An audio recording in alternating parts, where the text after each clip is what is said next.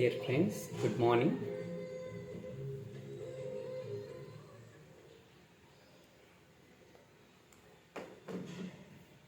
Good morning. మీకు మరొకసారి నేను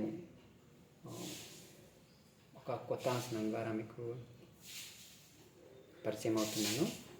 ఈరోజు మనము సర్వాంగాసనం అనేది ఒకటి నేర్చుకుందాము.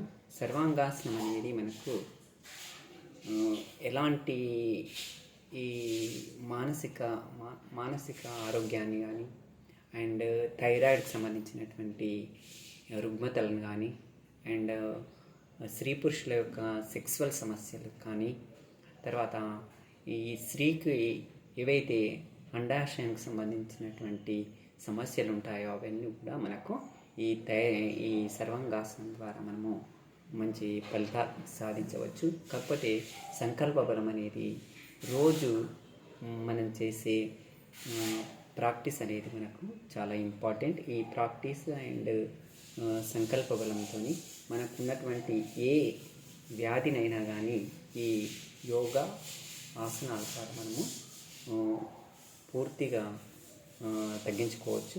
అండ్ తర్వాత ప్రకృతి వైద్యం అనేది కూడా మనకు చాలా ఇంపార్టెంట్. ప్రకృతి వైద్యం అంటే ఏంటంటే మనము తినే ఆహారంలో కంప్లీట్గా సాల్ట్ అనేది మనము తీసుకోకుండా మనము ఏదైతే మనం వెజిటేబుల్లో ఉన్నటువంటి ఆల్రెడీ సాల్ట్ ఉంటుంది, అందులో మనం ఆ సాల్ట్ ద్వారా మనము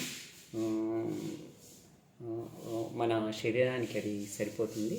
తర్వాత ఇంకేంటంటే మనము ఈ ఉడకబెట్టినటువంటి ఆహారాలను కూడా మనము తక్కువ తీసుకోవాలి. తక్కువ అంటే రోజుకు అసలు తీసుకోకుండా ఏం కాదు, దాని ప్లేస్లో మనము నట్స్ కానీ ఫ్రూట్స్ కానీ తర్వాత ఇంకా మల్టీగ్రెయిన్తో చేసినటువంటి పుల్కలు కానీ ఇవన్నీ తీసుకొని ఒకవేళ ఉడికిన ఆహారాలను తీసుకుంటే ఈ ఉడికిన ఆహారాల ద్వారా మన శరీరంలో ఉన్నటువంటి అనారోగ్యకరమైన సమస్యలు మనకు అంత తొందరగా నయం కావు. సో ఈ మనకు ఆసనము మరియు మన శరీరం యొక్క మన యొక్క సంకల్ప బలము తర్వాత మనం తీసుకునే ఆహారాలు కూడా మనము ఈ వ్యాధికి కానీ మనము చేసుకునే ఆసనాలు కానీ తోడ్పడతాయి. మెయిన్గా మనం తినే ఆహారం అనేది చాలా ఇంపార్టెంట్. ఆహారం అనేది మనకు చాలా ఇంపార్టెంట్ కాబట్టి ఆహారం మీదనే మనకు, అందుకే వంటిల్లే వైద్యశాల అని మనకు చెప్తారు. ఓకే, సో డియర్ ఫ్రెండ్స్, చూడండి ఆసనాన్ని మనం ఎలా చేస్తామో. సో యోగా అనేది